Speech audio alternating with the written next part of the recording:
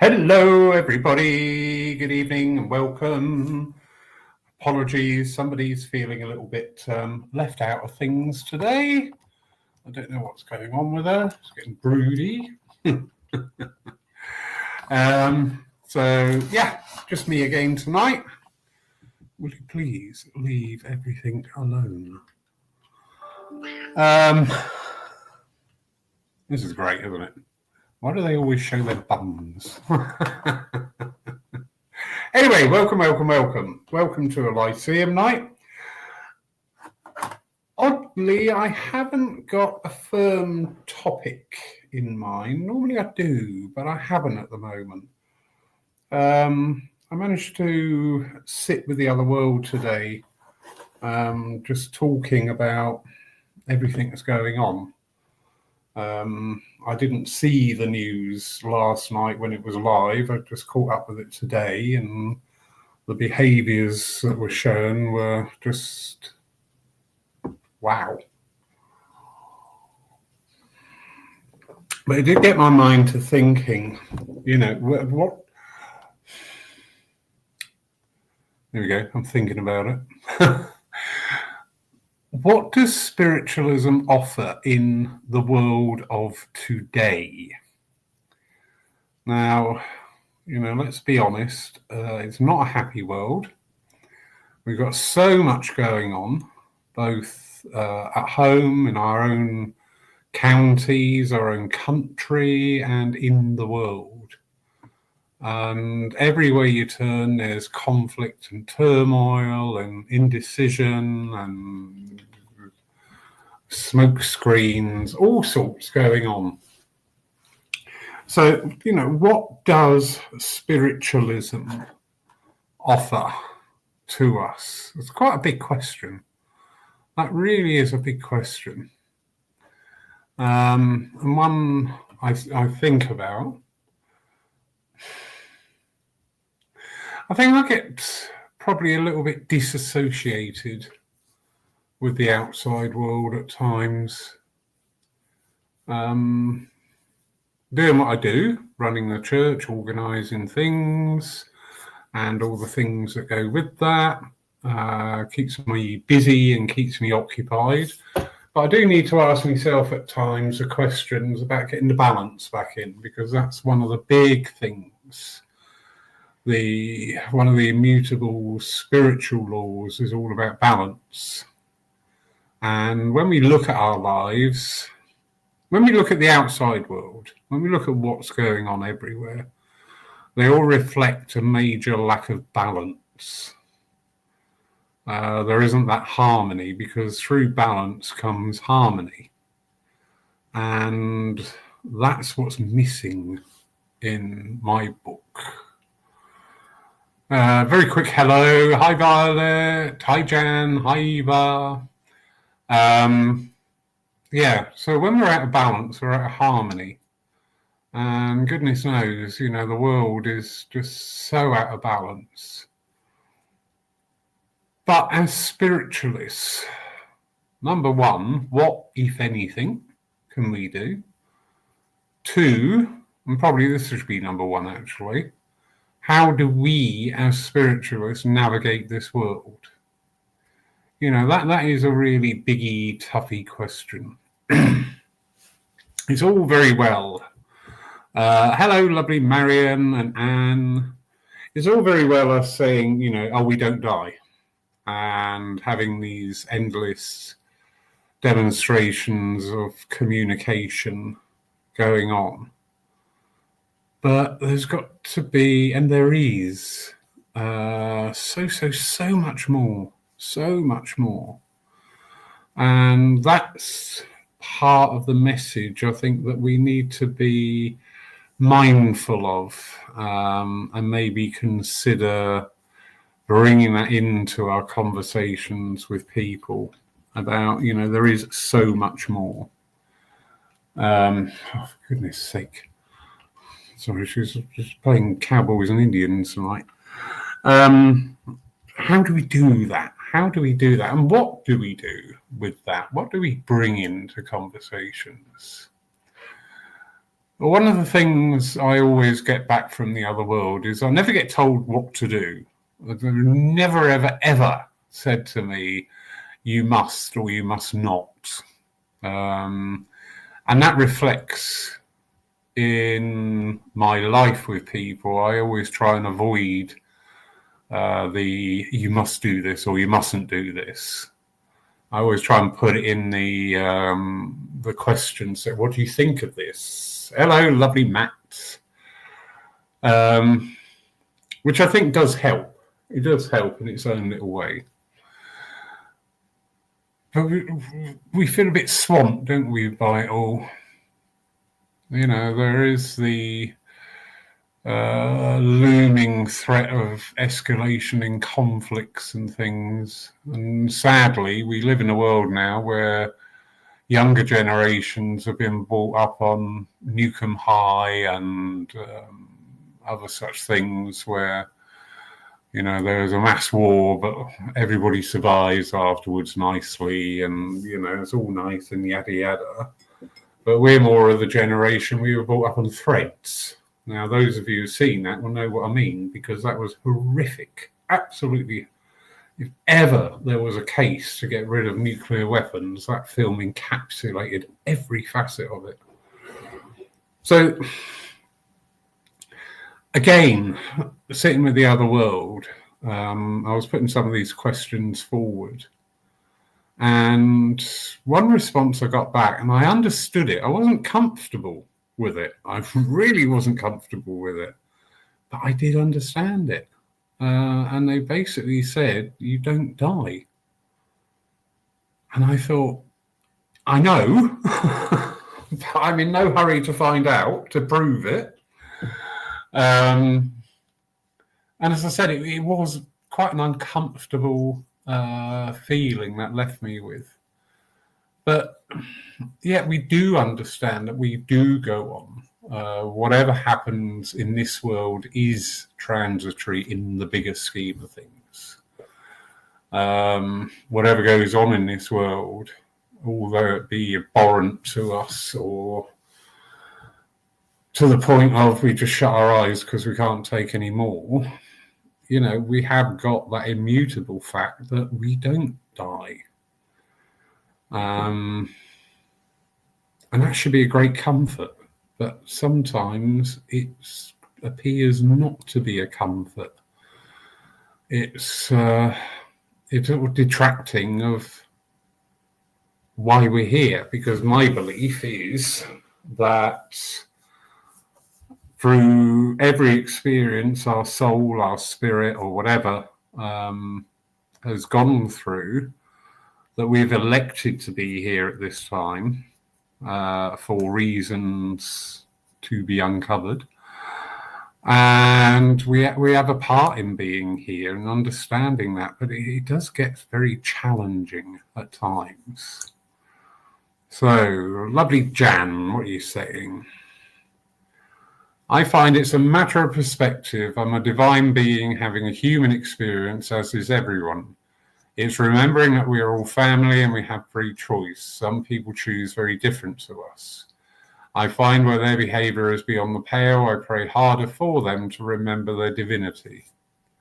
Yeah, that's very true. That's very true. That's a nice way of handling on that personal basis. Thank you for that, Jan. Because at the end of the day, yeah, we are all family. We are interconnected.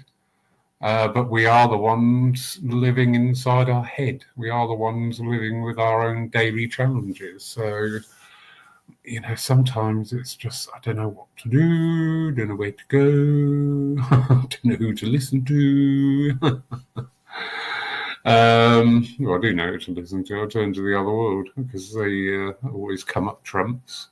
Oh, excuse the pun. Sorry about that. But yeah, what can we do as spiritualists? You know, and as I say, taking it beyond the message.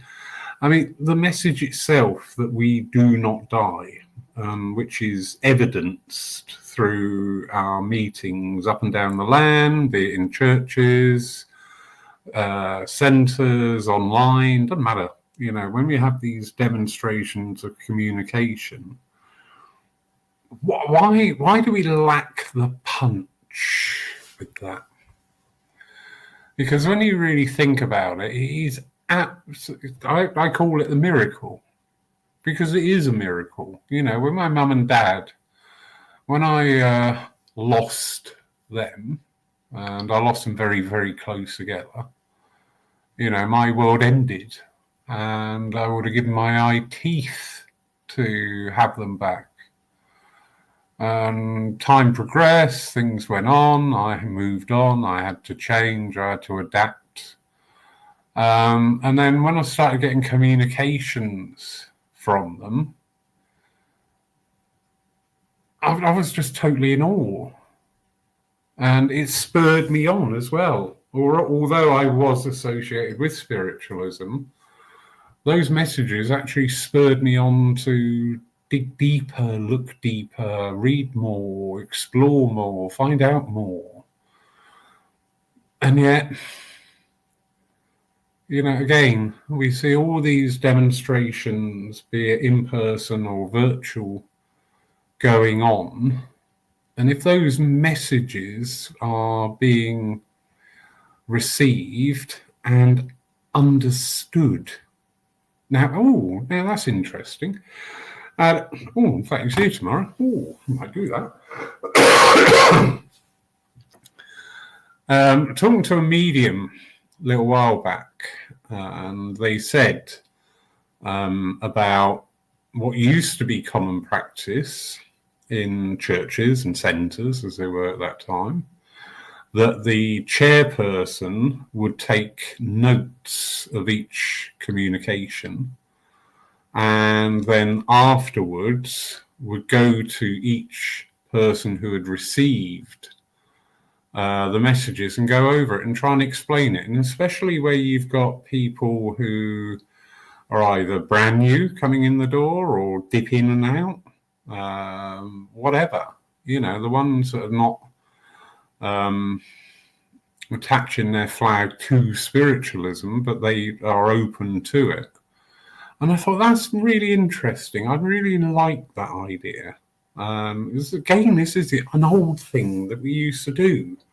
And it does seem to be a recurrent theme at the moment about going back to some of the old things that we used to do. But I did like that.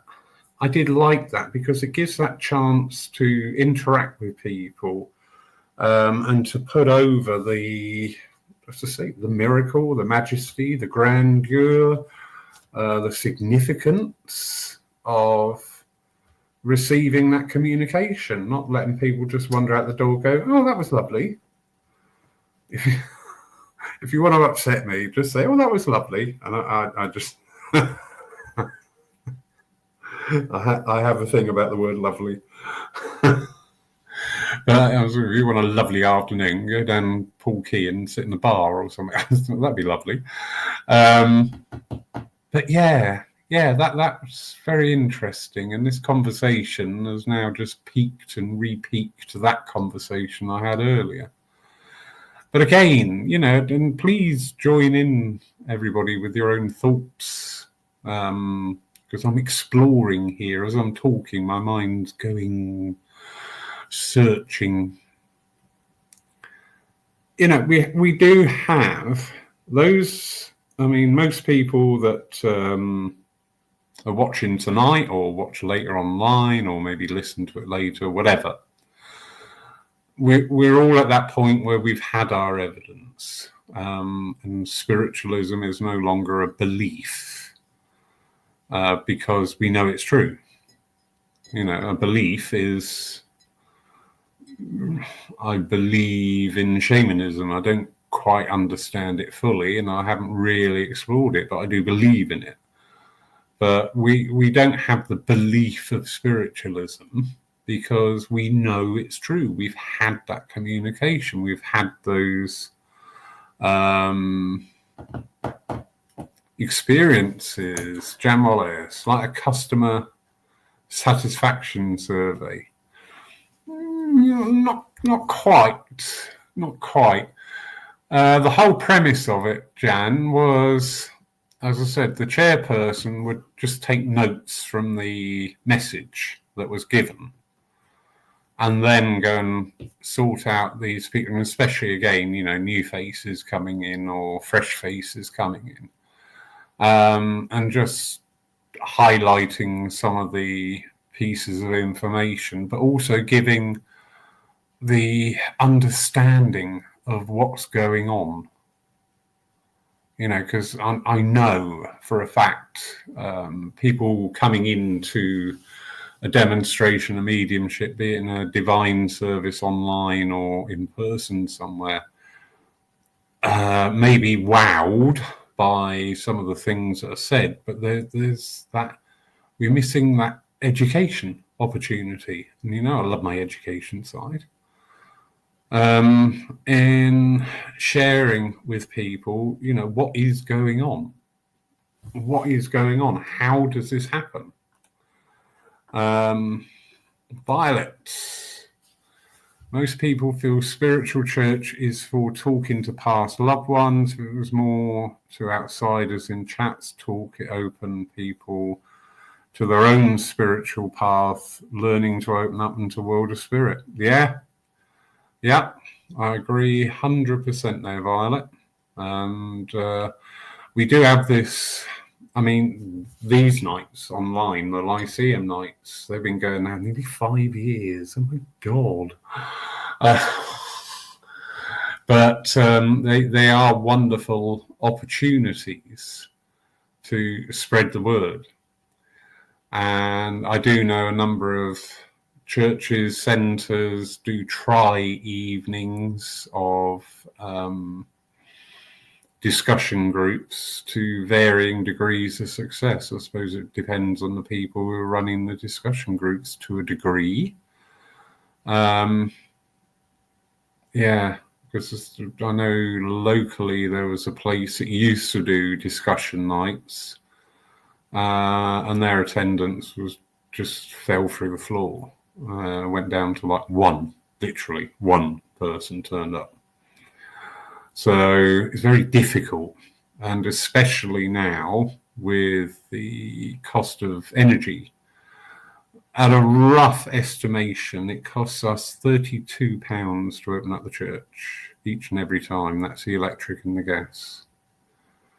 And although, we're not going to be totally profit orientated, we have got to look at, you can't keep running at you can keep running at a continual loss until there's nothing left.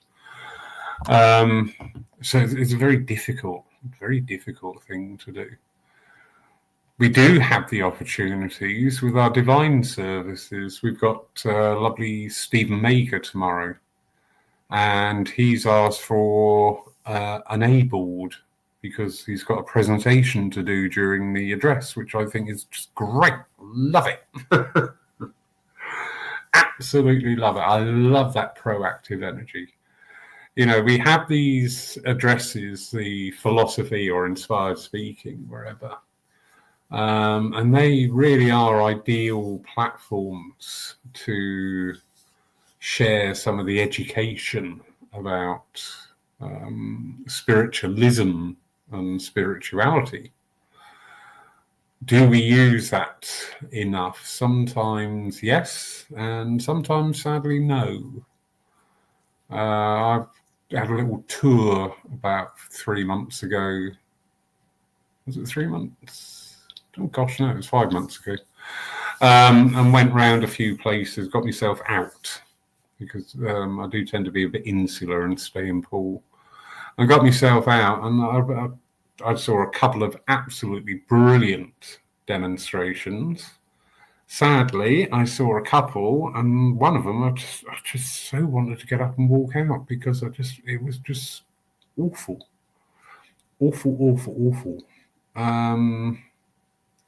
Yeah, so yeah, I like that, Violet, and I think we should grasp every opportunity to bring the educational side in. We run the spiritual cafe nights, and we had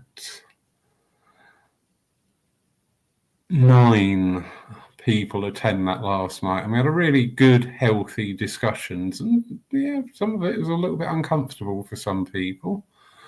Not nasty, not in a nasty way. It was just the topics. Some people were going, "Oh, I'm really not sure about that." But we do need to step out of our comfort zones, as I had with the other world when they said, "Well, you don't die. What are you worried about?" Basically, and I was really uncomfortable with that. But I understood it. So yeah, it is getting these opportunities to engage more. Those of you who know me know I have this thing about how do we get more people into the church. I always find that an irritating thing to say, because if you want to get more people in your church, you get out of your church and you go and meet people. It's as simple as that. Don't sit there waiting for them to come to you. Get off your bottom and go out and meet people. So, we have got a beautiful, beautiful truth to share. And what more in this world, when you look at everything in balance, what more that fact that we do not die? And those who have gone before us are not dead. They're not, waiting in their graves for the trumpet call or sat around in clouds playing harps. They're active, busy, engaged with things. It's absolutely breathtaking. But just seeing decline, just seeing lack of imagination, lack of purpose, a lot. Not everywhere. Again, not everywhere, please. I don't say this about everything. But I do, as a working medium, you just know when you're out doing different churches and centres, immediately if they are an active teaching place or, oh, come on, let's have another dem place, because it's just there in the energy. Anyway, more things. Violet. I'm glad you're on tonight, Violet. You're doing very well there, darling. Thank you. Some people want mentors to spiritual world. They're lost to know where to go other than online courses, etc., or reading a book. Some people don't know it's available in churches. Interesting. Yeah, that is interesting. Because we've got to be on top of our game in marketing. Running a church. People say, "Oh, I want to run a church," and just think, really? Carry on. And one of the things is marketing and reaching those audiences. I know when I share out posts for some of our educational nights, and we've got the rally weekend, and just talking about that, the lovely Susan Hughes is in the room, who will be here in Paul for the rally. I've shared that out to other non-spiritual based Facebook pages and groups. And you just get this tirade of stupid comments, which is fine, because I just sit there and I go through and just block everyone. My blocking list is about 10 times bigger than my friends list, but never mind. But you've got to do these things, and it is reaching out to people. It is getting that understanding there. We don't see a lot of support from mainstream media on things. We'll have the odd program come up every now and then that piques everybody's interest, but there's not a lot. What's the thought? There's not a lot of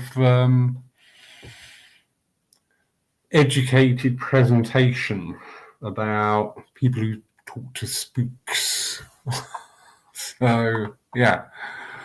Matt. For me, philosophy from spirit is more important now than ever. The comfort, reassurance, and love that can be taken from this, as well as from specific messages, gives hope and ways to manage. Very true. Very true. We are seeing a gentle upsurge in the promotion of philosophy and the acceptance of it, which is good to see. In fact, I think it's next week or the week. No, it's next week. I'll be over at a church. They've got a philosophy competition going, and they've asked me to go over and I don't like the word judge, but yeah, to judge it. So yeah, it's really good to see that the philosophy side is gaining ground. We've got a very ripe audience now for philosophy, because when we've got the speakers who can actually hold a room and say things of value, it may sound a bit harsh. I'm not being harsh. Some philosophy is a bit, what was all that about? Or some philosophy is, well, I was always a medium because I saw ghosts when I was 6. And you just think, oh, please, please up the game.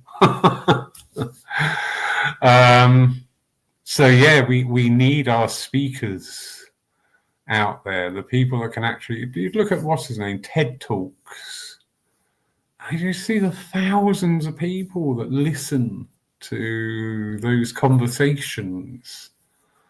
So it is there. It's just having that ability to be able to share things of value. I'm very much reminded of Jean Bassett in a talk she did at the turn of the century. Makes us all sound really old, doesn't it? The turn of this century. And she posed a question and said, we used to fill the Albert Hall. We used to stand in Trafalgar Square and Speaker's Corner, and we used to have the attention of hundreds and hundreds of people. And she says, something is often said is, where are these people now? And her vision, her view on that is, well, maybe we've stopped giving them something worth listening to. Interesting. Lovely Susan Hughes, whose comment I've highlighted here. She's a really eloquent speaker. She's got the presence, the personality, just everything to hold a room. So lovely Violet, advertise your church service. That may leave you a rush off your feet. To be honest, leaflets and letterboxes are though good. Yeah, it is keeping the advertising out there. It is being effective with the marketing. We're on Nextdoor, and actually that was a really good move. So anybody out there running a church or a centre or an event, join Nextdoor, because actually that does work really, really well. Lovely Susan, I'm delighted with that philosophy side. I mean, we can reach so many more with those inspirations, a new perspective, maybe ignite hope again. Yeah. And do you know what, Susan? That's the one thing that I look for in the demonstrators that come to Paul. I said, we can only do one thing, really, with those that attend the services and evenings, and that's to give hope. And when the demonstrators do that, I just, my heart sings that, because that is what we do. Very interesting. A few years ago, I was running a circle, and we used to be on a Tuesday. That's right, yeah, it was a Tuesday night. And several of the circle had been to the service on the Sunday previous.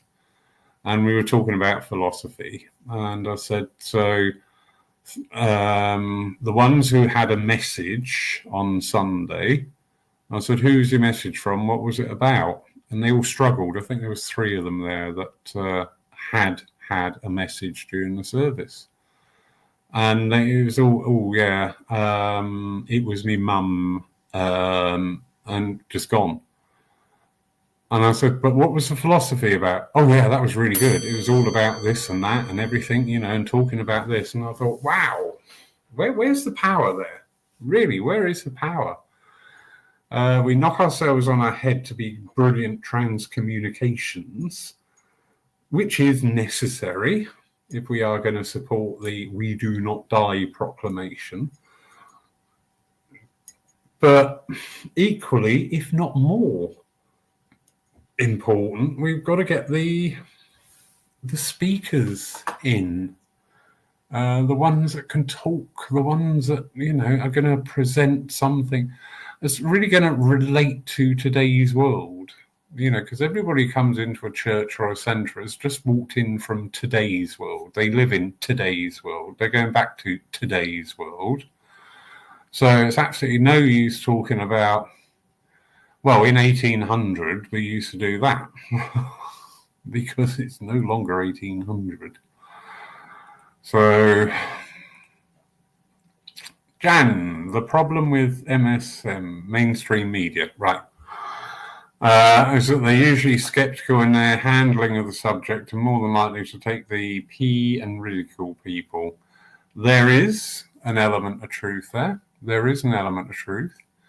But unfortunately, sometimes I've seen people go ahead with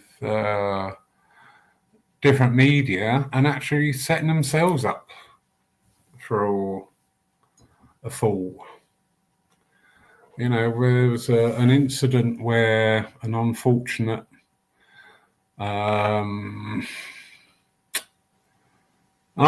incident happened on a platform and the medium didn't handle it very well. And this was captured on camera. Well, of course, guess what was shown? Guess what was shown? And there was all this angst and upset and everything about, the media. But I just thought, well, if you didn't do that in the first place, it wouldn't have been caught on camera. So, if you want to append blame, where should we look? Where should we look? I don't think I could make you blush, Susan.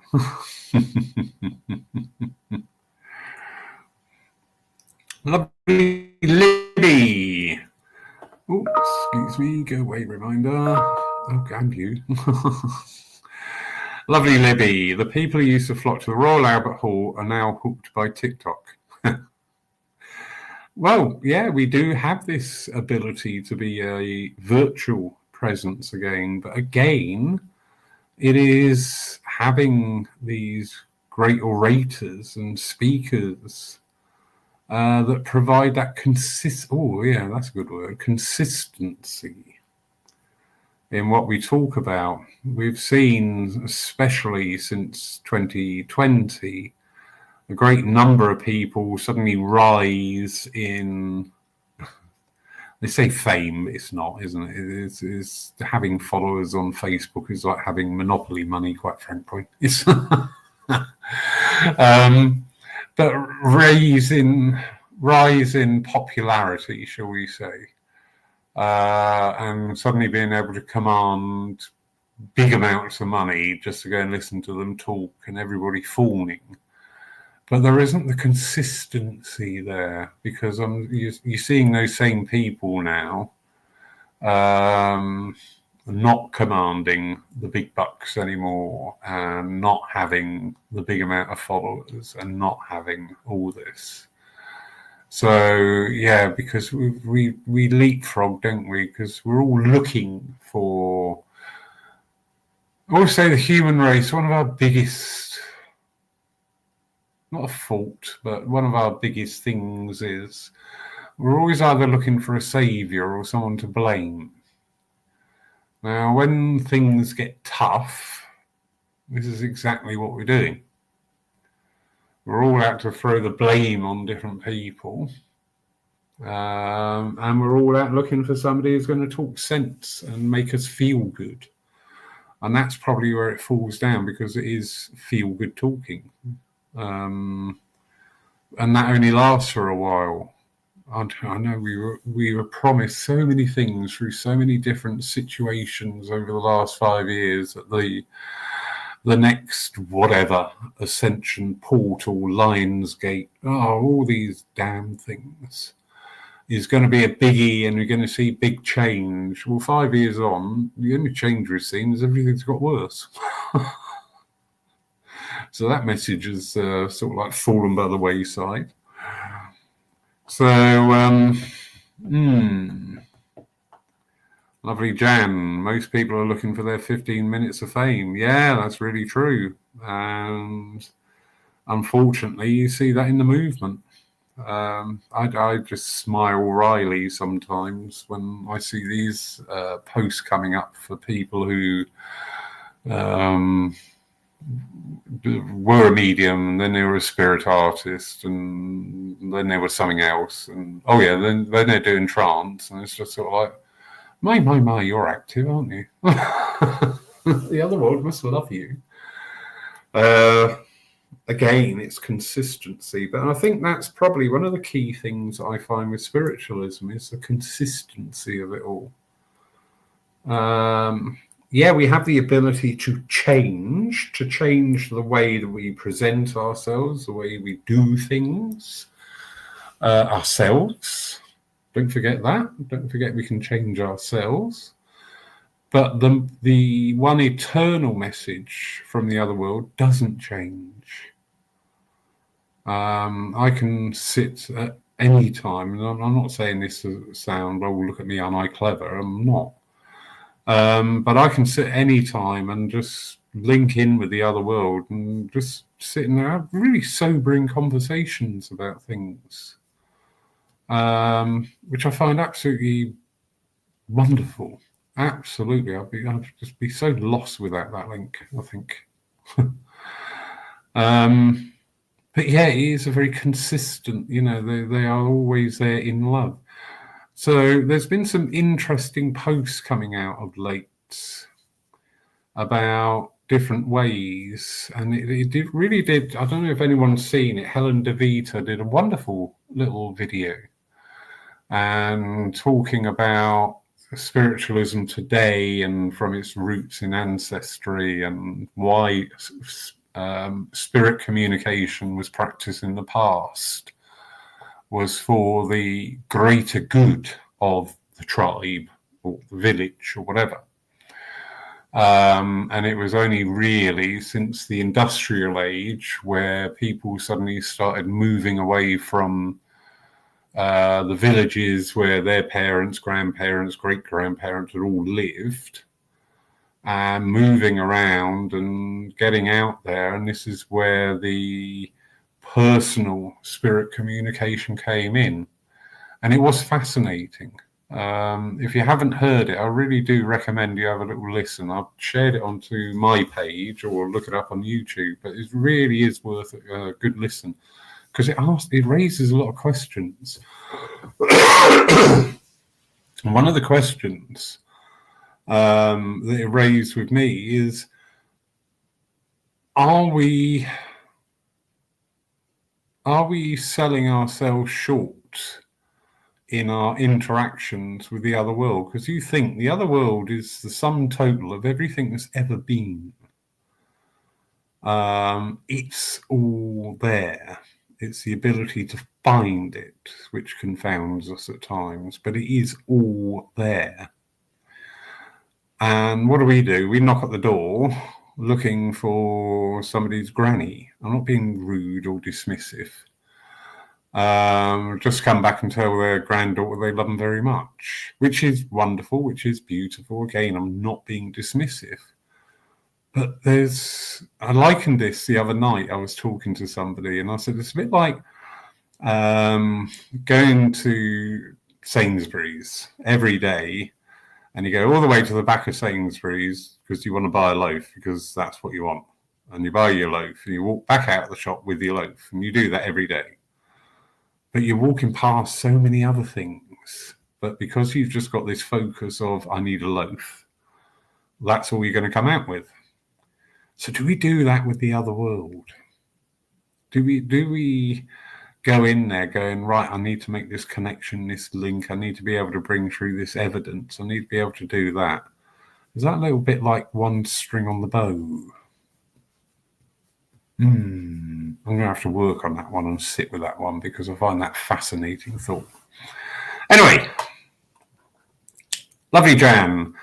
I've had quite a few videos come up on my YouTube feed about Leslie Flint, and I find them fascinating. Maybe you could look at doing an in-depth on some of the old mediums from the past. Yeah, definitely. The pioneers, as we lovingly call them, very much have a place in our history, because the history of spiritualism needs to be shared out more. Again, going back to the earlier part of this conversation with people coming in and just demonstrating that we're not a one-hit wonder, or we're not the loony fringe group on the right or something. You know, we have got a culture, we have got a history, we have got a story behind us. And again, see, now this is really interesting. I love this. What I was just talking about, the pioneers like Leslie Flint, who, if anybody out there is not sure, doesn't know, Leslie Flint is what we call a direct voice medium. And that would involve, within the circles, that voices would become manifest. Now, he was investigated by several institutions and the press, all of which involved with him being gaffer taped over the mouth to make sure he's not throwing his voice, because these voices not only manifest, they'll be here, or in the background, or over there, or up there. So there was no physical way that he could throw his voice, and still these voices came through. So what I was just talking about, this is the interesting part for me, but I've got a very convoluted little mind. We often say, why don't we see the mediumship that we saw with our pioneers? Well, are we actively looking for it? I think that's probably a really good answer for that. I like that answer. That sits really well with me. Are we actively looking for that? Are we actively going for that? And have not only going for it, but having that firm conviction, belief, and truth that it is achievable, that we can do it. You know, I want to do air quotes here of a seance. And this is many, many years ago. And it was tawdry. It was just people playing, and it's just Yeah, I've been to seances that have been run by very accomplished mediums, and their directness and their approach actually produced results because they were so straightforward about things. Never erring in the viewpoint that it couldn't be done. It couldn't, or that can't possibly happen. So yeah. I need to investigate this. Anyway, Violet, I love to hear appreciation testimony of past mediums. Yeah, we've got some wonderful old mediums. Albert Best. His story was just astounding, absolutely astounding. I'll have to have a chat with Tim Abbott, because he's really good on his history. See if he'll come on for a night with us. Thank you for that. Lovely Marion. From doubt to inquiry and amazement at the possibility of life after life, as demonstrated in our services, moving on to personal development within our circles, understanding our spiritual nature and personal development, seeing that light grow within others is priceless. Very true. What do we offer? Hope and the understanding of our trials and tribulations, that they are there for our growth, that we never walk alone, that life is eternal, and that love never dies, is transforming and reassuring. Yes, definitely, Marion. It is there. We do have a very our attention span as a race seems to have diminished quite a lot. I'm running a course here currently, and we started off with 18, which is great. And then the second week we were down to 16 because the other two weren't really into it because we didn't have the quick fix. I'm sat here with my instant coffee because I've just got to wait for the kettle to boil, and I have that instantly. I can sit here while I'm talking and do a Deliveroo order and have a pizza appear.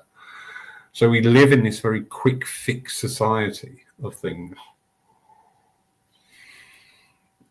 And that within spiritualism does cause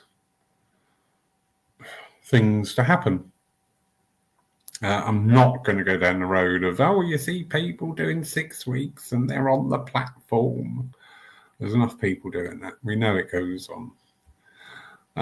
But it is an investment of time. I always say to, the mediums and the demonstrators that come here about, you are professional. Oh, no, I don't regard myself as a professional medium. I said, but you spent hundreds, if not thousands of hours developing yourself. You spent a lot of money developing yourself. I'm sorry, if that's not a profession, what is? But also, mainly, the willingness to expose yourself before your peers, to open up to the other world, because it is a very life-changing evolution that we go through when we start to develop, whether that be for evidential mediumship, for healing, for philosophy, or just for self, which is fine. It will open up sides and facets of our own selves some people find really uncomfortable. I don't want to face that now, or denial ain't just a river, honey. So yeah, there is a lot to navigate with people. And again, it's getting in that from the word go. It's not over promising and under delivering. I was talking earlier about marketing, and I just see some adverts come up for things, and I'm just like, I can't say that. I do a lot of marketing for the courses and the events coming up here, and it's not in me to go down the route that some people do about if you're serious about your mediumship, you must attend this. Oh God, please don't say things like that. Or it's suitable for the highly advanced and beginners alike. How? How can it be? How can that be? So anyway, lovely Belinda. I feel intention is the key to our connecting to the spirit world and beyond. That is it in a nutshell, lovely Belinda. It really is. As I said, my experience of a seance, it was just bizarre. I wasn't sure if I was in a seance or an institution, to be quite honest, about people's behaviours. But then I had that restoration of going to another one. And it's a lady who I've got a lot of respect for. And the whole intent of the evening was, this is going to work. This is how we go about it. This is how we talk to spirit. This is how we talk to each other. This is what we're looking for, and go for it. And yeah, we had brilliant results in that. But it was just that total shift in energy from going from, this farce to a very structured, almost like a business meeting. I want to say that energy. We're here to have a meeting, and we're here to get results and get things ironed and resolved. So we will go into it as adults, and we will do this, and we will go there. And it really worked. It was absolutely incredible. So yes, intention. I always say to people, the mind's the compass. If you sit there, I had this with the psychic course, as I do with all my courses, one of the intro talks is about, if you just sit there and say, I can't do that, and so just go make yourself a cup of tea, because you will never be able to do it. Because you've just told yourself you can't do it. So do not say, I can't do that. And there is no fail. This is just something else I use in my groups. You're here. You've been to work today. You've come home. You've had your dinner quickly or not. You got washed. You got dressed. You come down here. You paid up all your subs. And you're willing to try things. How could it possibly fail? Just because you don't get the results you want doesn't mean that you failed. So never ever get that. I'm all over the place tonight, but that's fine. It works. Lovely Susan! It's a quick, fast world, so that's why people expect it quick. Then they realise what has to be invested to progress the ability and understanding of the other side of life. Yeah. And it is that there is no quick fix. You may have those little minor epiphany moments. We've got Craig Morris coming very shortly, and he's great. He's really good. I'm not saying that because he's here. I'm saying it as a fellow medium. He is really good with beginners. I'm just giving them that little bit of lift, that little bit of incentive and guidance to get maybe, I'm not being demeaning, a little minor epiphany, because all the teachers in the room tonight will know what I'm saying about, when the student gets it, it's sort of like, yes, we can do the dance, can't we? Yes, they got it. It is a wonderful, wonderful thing to see and experience. So, yeah, and it is getting over that this is going to be a lifelong thing if you choose to do so. This will change your life. We had a lovely lady, lovely Barbara. She was part of the church for many, many years. And she used to speak about her journey into spiritualism and how she became a medium. And she was in a service one day, and the demonstrating medium of the day went to her, and she said to her, the other world are telling me that you're very material. And little Barbara just went, oh my God, yes, I am. And she said it very openly, because that wasn't, if you said that to some people, it would be taken as a challenge, wouldn't it? It would be, no, I'm not. How dare you? But obviously, the other world, the infinite intelligence, understood, and where she was with her development, she was ready for that little enlightenment in her life, because she said, oh my God, yes, I am. She said, I can't walk past a gold shop without buying something. And so, it's a big change in things. Who is that lady? Another medium. Used to live down Carrie Penn. Oh gosh, these are the real pioneers of spiritualism. These are the old school mediums. Carrie Penn, she was fascinating in her life. Absolutely delightful lady. I can't go too far. It's a bit personal, some of the stuff. But real life-changing affirmations in and through her work as a medium. And she said herself, because she was great friends with my dad, and she said, I always remember my dad repeating this to me and saying, Carrie said, I've never in a million years thought I'd be doing anything like this. I'd never, because there were things in personal life, and it was about forgiveness and things. And she went, you know what? She said, if this had happened 10 years ago, she said, I wouldn't be forgiving him. I'd be in court while they're busy looking for his body. She said, it's only through spiritualism that I realise, that I can't hold on to those bitternesses and things. So, yeah. Lovely, Jan. I use an espresso pot. Could never go back to instant. Oh, all right then.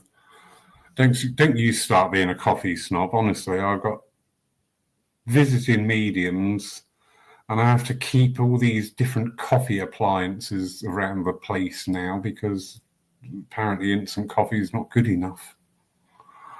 Anyway, I don't have that problem with Susan because we do instant wine, which is much nicer. When I say instant wine, I mean Scrooge Cop, not cork. Oh, for goodness sake, another one. What's the matter with you all, coffee snobs? You've had it all too easy. You've all been going down the high street getting your Macchiato Latinaro or whatever. Coffee. Oh, for goodness sake. Right, hold on. We've got insurrection going on in the ranks tonight. Coffee snobs unite. Yes, thank you, Joanne. Tea actually works out cheaper. Could we just sort of like, maybe come back into the conversation? That'd be lovely. Thank you. I'm not being erratic tonight, but we seem to be wandering everywhere. Anyway, so going back to 55 minutes ago. My goodness, where does time go?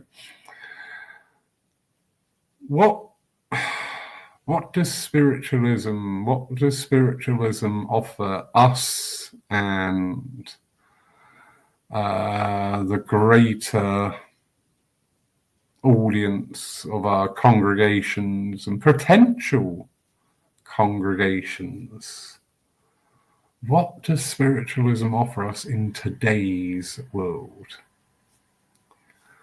I think I'm going to leave it there on that question.